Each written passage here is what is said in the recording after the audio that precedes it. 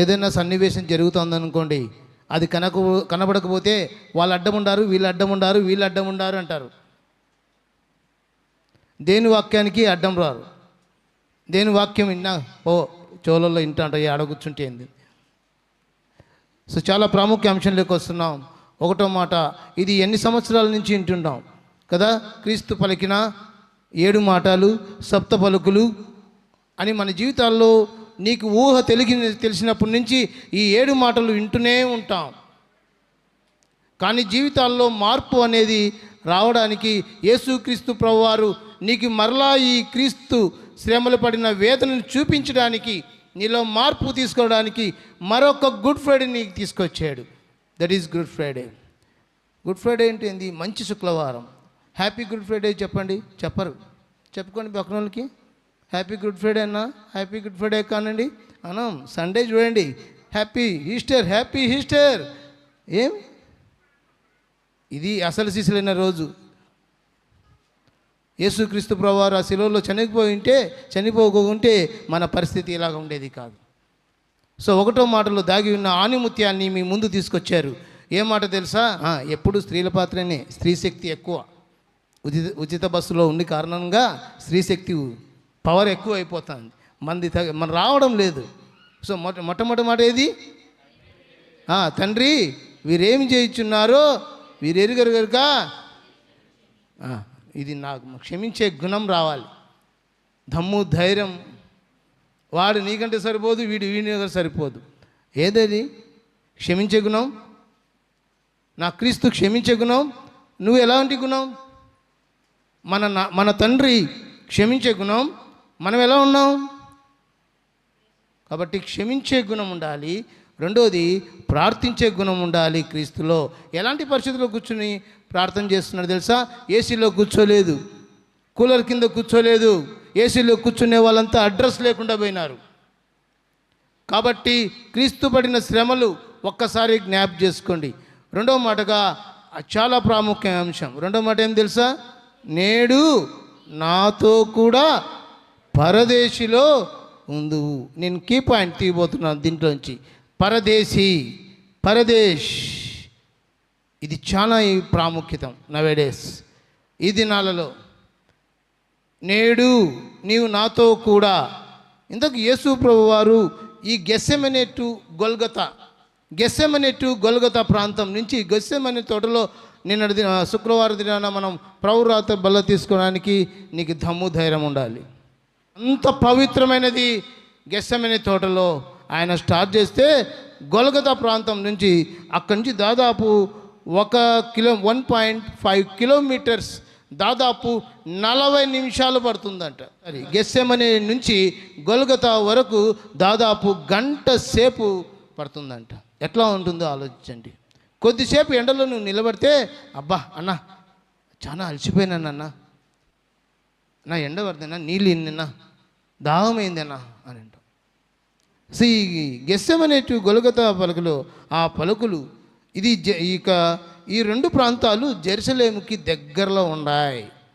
జెరూసలేముకి దగ్గరలో ఉన్న ప్రాంతాలు గెత్సెమనే, గొల్గొతా ప్రాంతాలు. సో ఆ ప్రాంతాలకు దగ్గర ఈయన నిలబడుతూ చక్కగా నడక స్టార్ట్ చేశాడు. ఎలా ఉంది తెలుసా పరిస్థితి? చూడండి, ఒక్కొక్కరు ఫుట్బాల్ ఆడుకున్నట్లు ఆడతారు. ప్రధాన యాజకుని దగ్గర పోతే హేరోదు దగ్గరకు పోతారు, హేరోదు దగ్గర పోతే పిలాతు దగ్గర పోతారు. ప్రధాన యాజకుని దగ్గర బద్ధశత్రువైన హన్న, అప్పుడే వాళ్ళు మిత్రులుగా మారుతారు. వాళ్ళిద్దరు మిత్రులై యేసు ప్రభువుని ఎలాగైనా సరే మనం శిలువకు అప్పగించాలి. అందుకే క్షమించే గుణం ఉంది కాబట్టి ఇక్కడ చాలా ప్రాముఖ్య అంశం. ఈ క్షమించే గుణం లేకపోతే ఇది రాదు. అందుకే పగడాల ప్రవీణ్ అన్న మాట, వాళ్ళ భార్య స్టేట్మెంట్, నా భర్తను చంపిన వాళ్ళు నేను కూడా క్షమిస్తాను. అమెరికాలో జార్జ్ కిక్ యంగ్స్టర్, ఊరితలు ఆగించేవాడు, యూనివర్సిటీలో దగదగలు ఆడించేవాడు, క్వశ్చన్లు అడిగితే ఆన్సర్స్, వాళ్ళ భార్య కూడా అనేది క్షమించేది. పక్కనోళ్ళని క్షమించే గుణం ఉంటే పరదేశంలోకి ఎంటర్ అవుతుందంటండి. క్షమించే గుణం లేకపోతే పరదేశంలోకి ఎంటర్ అవుతుంది. అందుకే ఆ దొంగతో చక్కగా మనకు తెలుసు ఈ సంభాషణ. ఇద్దరు దొంగలు, యేసుక్రీస్తు ప్రభువారు. అసలు యేసుక్రీస్తు యొక్క పరిస్థితి భయంకరంగా ఉందండి. ప్రధాన యాజకుని దగ్గర అక్కడ పోండి, ఆ కొట్టువో ఈ కొట్టువో, ఆ సభకువో ఈ సభకువో. ఆయన అనుకుంటే తలుచుకుంటే ప్రధాన యాజకుడు ఉండడు, హేరోదు ఉండడు, పిలాతు ఉండడు, హన్నా ఉండడు, ఎవరే కానీ ఉండరు. కానీ నీవు బాగుండాలని, నీ స్వరూపంలోకి రావాలని, నువ్వు నాతో పాలిభగస్తులుగా ఉండాలని ఆయన శ్రమలు పన్నాడండి. ఆ శ్రమ ఎలాంటి తెలుసా? చూడండి, లూకా సువార్త 22వ అధ్యాయం 54వ వచనం. ఈడ్చుకొని పోయారంటండి, ఆయనను పట్టుకొని ఈడ్చుకొని పోతున్నారంట. నీకు కాళ్ళు పక్కన తగిలితే ఏమన్నా చూసి నడచలేవా అని అంటాం. ఈడ్చుకొని పోతున్నారంటండి సృష్టికర్త అయిన దేవుని, ప్రపంచాన్ని ఖండాలని విభజించి పాలిస్తున్న దేవుణ్ణి ఈడ్చుకొని పోతున్నారంట. రెండోది చూడండి, 63వ వచనం. ఆయనను అపహసించి, ఆయనను ఈడ్చుకొని పోయి ఆయనను అపహసించి, ఆయనను కొట్టి, ఆయన ముఖము కప్పి దోబుచ్చులాట ఆడుతున్నారంటండి. ఈయన ఆడితే ఒక్కరు కూడా ఉండరు. భయంకరంగా ఎట్లా ఆడుతున్నాడు అండి. ఈడ్చుకొని పోయి అపహసించి కొట్టి యాక్కి అని ఉంసే తెచ్చుకున్నాడంటండి. ప్యాషన్ ఆఫ్ ద క్రైస్ట్ చూడండి. ఇంతవరకు ఇంట్రడక్షన్లో పాస్టర్ అమ్మగారు చెప్పారు. భయంకరంగా అంత ఈడ్చుకొని అంత ఎగతాళి చేస్తున్నాం. ఇంకా చూడండి, లూకా సువార్త 23వ అధ్యాయం 4వ వచనం. ఏ నేరము ఆడిపోతే ఈయన ఇలా అంటాడు, ఈయన పోతే ఈయన అంటాడు. ఇంకా చూడండి 11వ వచనం, 23-11వ వచనం. మరలా పంపాను. అందుకు అప్పుడే యేసు ప్రభువును అప్పగించిన తర్వాత, ఇంతకుముందు శత్రువులు, యేసు ప్రభు చేతికి వచ్చిన తర్వాత వీళ్ళు మిత్రులు అయినారంట. ఇలాంటి సంఘటనలప్పుడు పిలాతు ఒక స్టేట్మెంట్ చూడండి, 23వ అధ్యాయం 13వ వచనంలో ఏమంటారు తెలుసా? ఒక్కటైనను నాకు. యేసుక్రీస్తు ప్రభువారు అంత పరిశుద్ధుడండి, అంత పవిత్రుడు, ఏ రీతిలో కూడా కనబడలేదు. ఎవరి కోసం ఏడవాలి? ఎవరి కోసం ఏడవాలి? ఏమంటారు తెలుసా? లూకా 23:28. యెరూషలేము కుమార్తెలారా, నా నిమిత్తం ఏడబెట్టుకుడి, మీ నిమిత్తము మీ పిల్లల నిమిత్తమును ఏడుడి. ఎవరి కోసం ఏడవాలి? ఇప్పుడు ఏడవండి, ఇప్పుడు ఏడవాలి. నీ కుమార్తెల కోసం, నీ కోసం, నీ కూతురు కోసం ఏడు. వాళ్ళు బాగుపడాలని, నేను బాగుండాలని ఏడు, నా కోసం కాదు. ఇలాంటి స్టేట్మెంట్ ఇచ్చినది ఒక సృష్టికర్త అయిన దేవుడే. నేను నేర్చున్నాను, నాతో పాటు రండి అని ఏడవండి కాదు, నీ జీవితాన్ని బాగు చేసుకో. కాబట్టి యేసు ప్రభువారు మన కోసం ఆయన వస్త్రాలను ఏం చేస్తుందో తెలుసా? 34వ వచనం. ఆయన వస్త్రములు పంచుకున్నటకు 35. వీడు వీడు వీడు వీడు. ఆ మాట కనీసం నిన్ను ఏరా అని అన్నా అనుకో, ఆయన నన్ను రా అన్నాడు. వీడు అనే పదం చూడండి, చదవండి. వీడు తను తాను రక్షించుకోమని అపహసించారు. అంతటి సైనికులు ఆయన ఎద్దుకు వచ్చి చిరకనిచ్చి, నువ్వు యూదుల రాజు అయితే నిన్ను నువ్వే రక్షించుకోమని ఆయనను అపహసించినట్టుగా చూస్తాం. ఇది తను శిలోకు ముందు తన యొక్క బాధ, యేసుక్రీస్తు యొక్క బాధ ఎలా ఉంది చేయండి. ఆ తర్వాత శిలువలో వెళ్ళిన తర్వాత ఇద్దరు నేరస్తులు, ఇద్దరు దొంగలు, గజ దొంగలు, నేరస్తులు, దోపిడీదారులు. వీళ్ళు నేరస్తులుగా అట్టి తప్పు చేసిన వాళ్ళని నేరస్తులు అంటారు. దీనికి ఒక చరిత్ర ఉంది, మనం అంత అవసరం లేదు, కానీ కొత్త క్లుప్తంగా చెప్పడానికి నేను విశ్వసిస్తాను. యేసుక్రీస్తు ప్రభువారి శిలువలో వాళ్ళిద్దరి పేర్లు ఉన్నాయి, అవన్నీ ఉన్నాయి. నీకు పేర్లు అవసరం లేదు, ఏం లేదు. నీ జీవితం బాగుపడేది యేసుక్రీస్తు ప్రభువారికి చాలా ప్రాముఖ్యం. మార్పు రావాలని దేవుడు మరొక గుడ్ ఫ్రైడేని 2026 సంవత్సరంలో నిన్ను నన్ను ప్రవేశపెట్టాడు. 2025 వరకు ఇలా గుడ్ ఫ్రైడే, నీ జీవితంలో రియల్ గుడ్ ఫ్రైడే రాలేదు, ఇప్పుడు రావాలి. ఈ రెండో వ్యక్తి ద్వారా. ఇద్దరు వ్యక్తులలో ఒక వ్యక్తి ఏం చేస్తున్నాడు తెలుసా? గత శతాబ్దాల నుంచి వింటున్నావు నువ్వు. ఎన్నో ఏళ్ళ నుంచి వింటున్నావు నీవు. యేసుక్రీస్తు ప్రభువారి శిష్యులలో దొంగల్లో ఒకడు ఏమంటున్నాడు?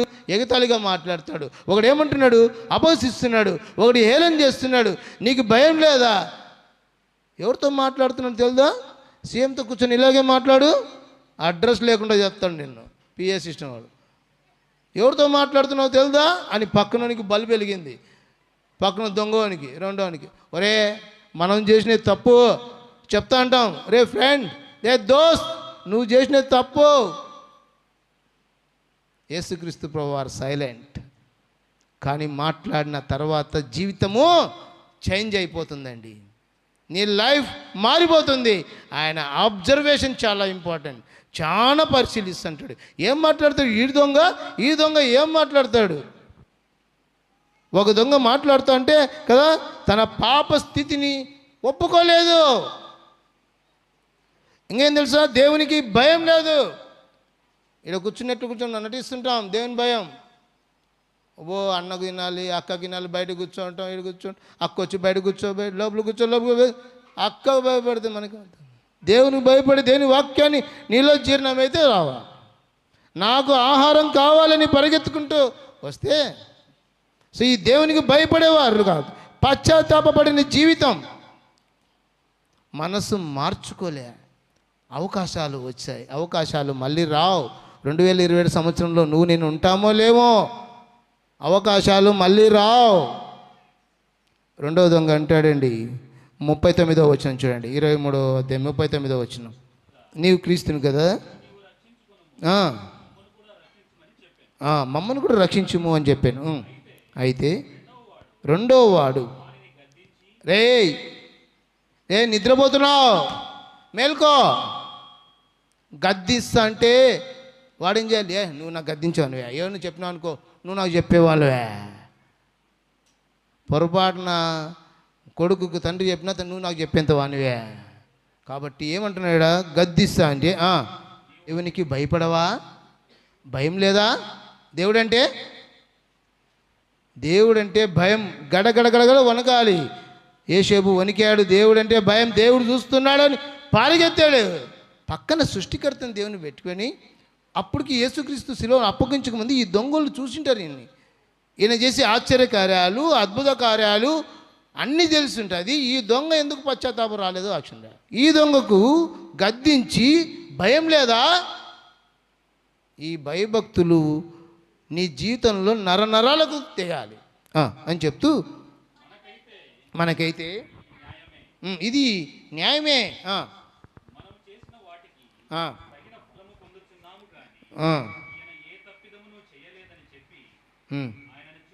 ఎవరిని హైలైట్ చేస్తున్నాడు? యేసుక్రీస్తు ప్రభువారిని హైలైట్ చేస్తున్నాడు.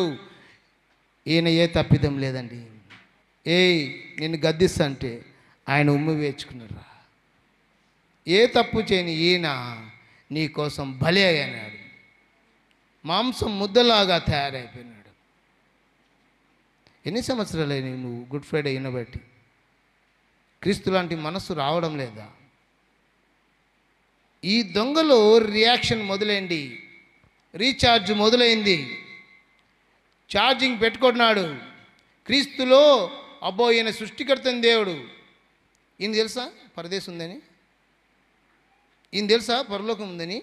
కానీ చక్కని మాట అన్నాడు. చూడండి ఏమంటున్నాడు, చదవండి. ఆయన చూచి ఎక్కడ జ్ఞాపకం? నీవు ఇంకొత్తరు చదువు. నీవు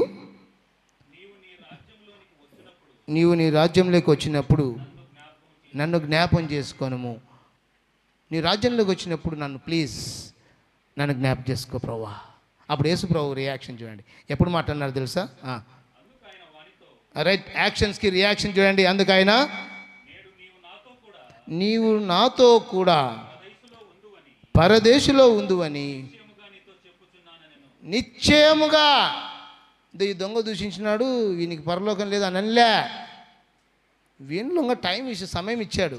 అవకాశాలు మళ్ళీ రావు. మళ్ళా గుడ్ ఫ్రైడే నమ్ముకుంటాలే, మళ్ళా గుడ్ ఫ్రైడే బాప్తీసం తీసుకుంటాలే, ఈస్టర్ రోజు నేను బాప్తీసం తీసుకుంటాలే, నేను మళ్ళా మారు మనసు పొందుతాలే. ఆ దొంగ శిలువలో ఉన్నప్పుడు, నేను బాగా అనారోగ్య స్థితిలో ఉన్నప్పుడు యేసు ప్రభువా నన్ను క్షమించు,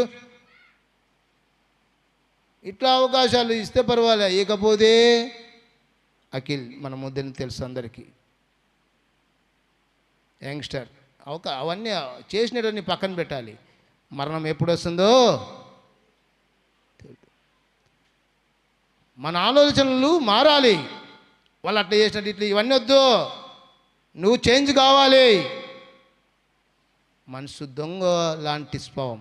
ఒక దొంగ దూషిస్తే ఇంకో దోశ, ప్రభా నీ కాళ్ళు పట్టుకుంటా ప్రభా, నీవే నా దిక్కు, నువ్వు ఆడుంటే నేను ఆడుంటాను ప్రభా, నీ రాజ్యంలో నన్ను జ్ఞాపకం చేసుకుని ప్రభా. నేడే నేడే నాతో కూడా పరదేశులో ఉందు అన్న.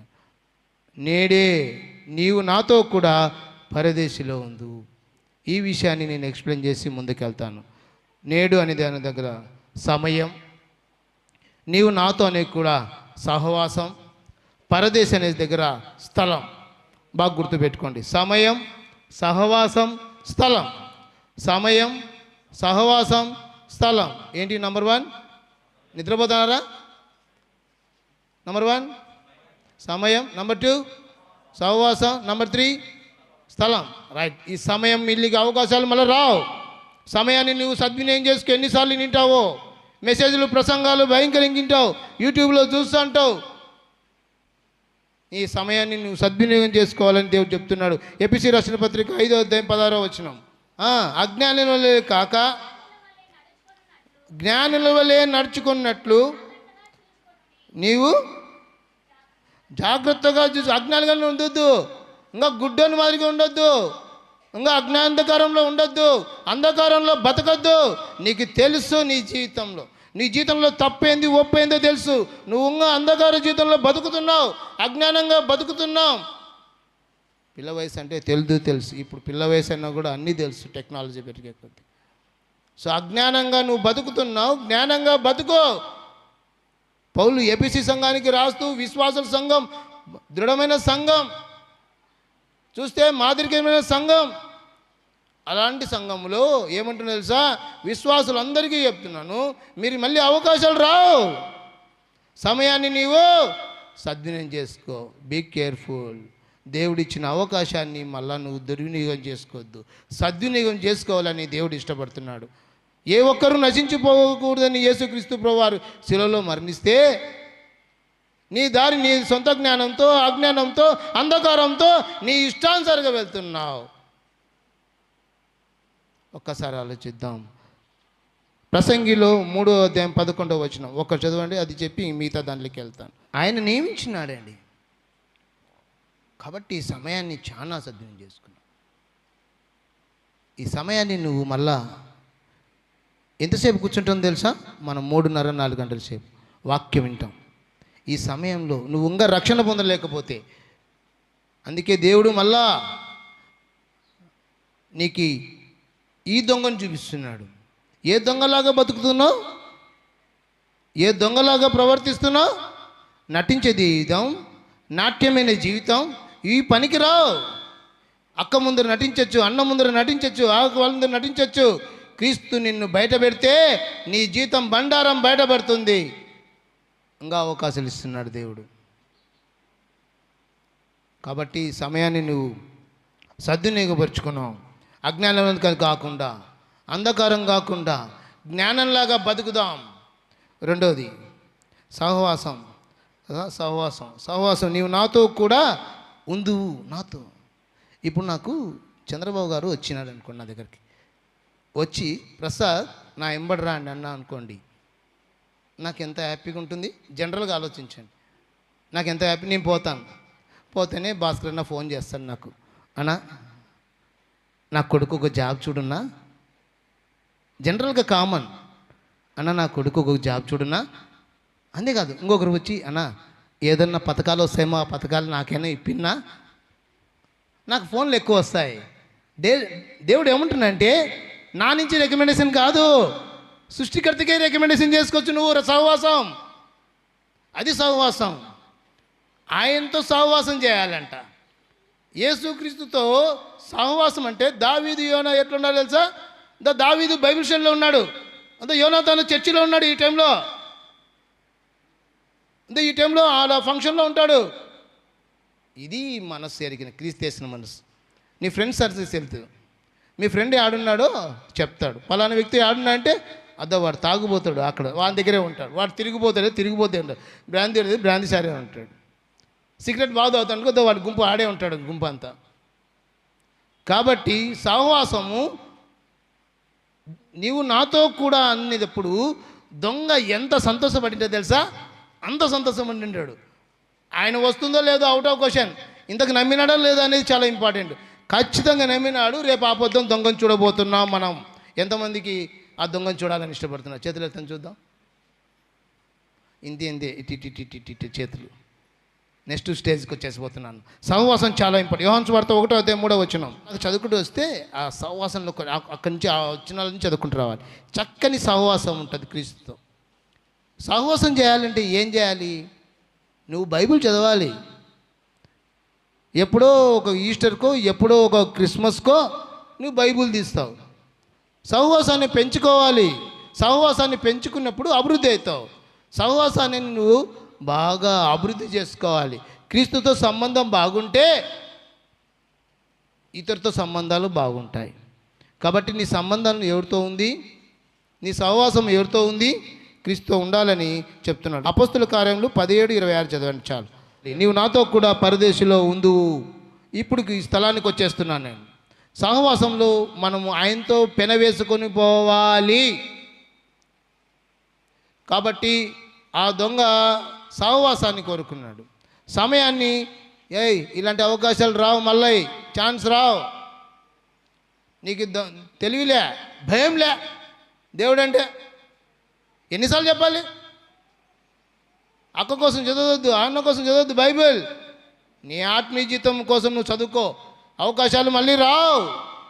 మార్పు రావాలండి, మార్పు రావాలి. స్థలం ఎక్కడ తెలుసా? పరదేశి. ఎంతమందికి పరదేశి కావాలని ఇష్టపడుతున్నారు తెలుసా? చేతులు ఎత్తాను చూద్దాం. పరదేశి కావాలని చేతులు ఎత్తారు. ఈ అన్న ఎందో క్వశ్చన్ ఎత్తాడు, మళ్ళీ మమ్మల్ని ఇరికిస్తాడు. పరదేశంలో పోవాలని ఇష్టపడాలండి. సృష్టికర్త దేవుని దగ్గరికి మనం నిలబడాలంటే ముందు మనం సమయం చూసుకోవాలి, సహవాసం పెంచుకోవాలి. ఈ పరదేశంలో స్థలం దగ్గరికి వెళ్ళాలి కదా. యేసుక్రీస్తు ప్రభువారు అంటారు చూడు చక్కనమాట. యోహాను సువార్త 14:2-3 హృదయాన్ని కలవరపడనీయకుడి, నా తండ్రి ఇంట అనేక నివాసములు కలవు, లేని ఎడల నీకు స్థలము సిద్ధపరచుటకు నేను వెళ్ళి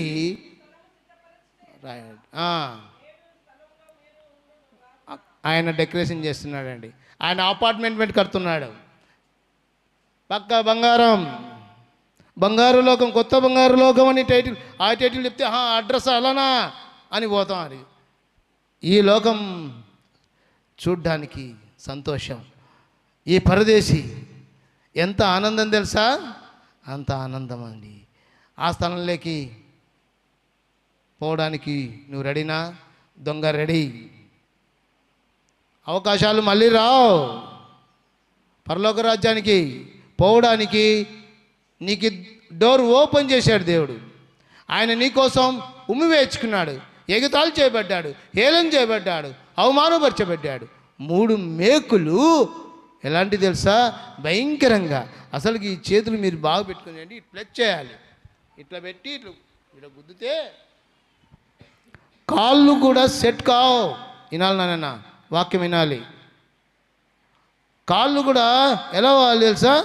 ఇలా వస్తే దాన్ని ఇట్లా పట్టుకొని మేకు దిగ్గొడతారు. మీకోసమే గాయపడినది, నీకోసమే ఆయన చనిపోయినది. కాబట్టి ఆ స్థలంలోకి నువ్వు వెళ్ళాలంటే అపొస్తలుల కార్యములు 17:26 చివరిగా మరియు ఏర్పరిచేది. దూరంగా ఉండువాడు కాడు, పిలిస్తే పలికే దేవుడు మన దేవుడు. దూరం ఉన్నాడంటే నువ్వు ఏదో అంధకారంలో ఉండవు, ఏదో అజ్ఞానంలో ఉండవు, సమయాన్ని సద్వినియోగం చేసుకోలేదు, సహవాసం సరిగ్గా లేదు, అందుకే స్థలంలోకి ఎంట్రీ లేదు, డోర్ క్లోజ్ అయిపోతాయి, టికెట్ ఉండవు. ఆ గేటు దగ్గరికి నిలబడి మళ్ళీ ఎన్నికొచ్చినావంటే నీ పరిస్థితి నా పరిస్థితి ఎలా ఉంది? ఒక్కసారి ఆలోచిద్దాం. ఆయన శిలువ మరణం మనకు న్యాయమైన శిక్ష, కానీ ఆయనలో ఏ తప్పు లేదు అని గ్రహించాడు దొంగ. మనం నటించే దొంగలము. ఈ దొంగ రియాక్షన్ ఖచ్చితంగా ప్రభా క్షమించు. మనం నటించే దొంగలం, నాటకారి. మనం బయట ఒకటి లోపల ఒకటి నటించే జీవితం అన్నది. దొంగ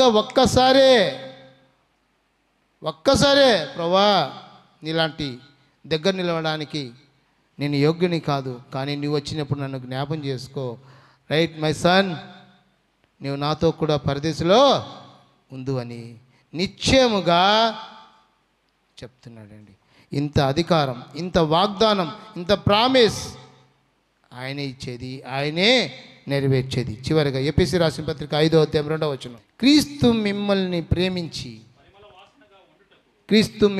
ప్రేమించి పరిమళ వాసగా ఉండుటకు మన కొరకు తన్ను తాను దేవునికి అర్పణగాను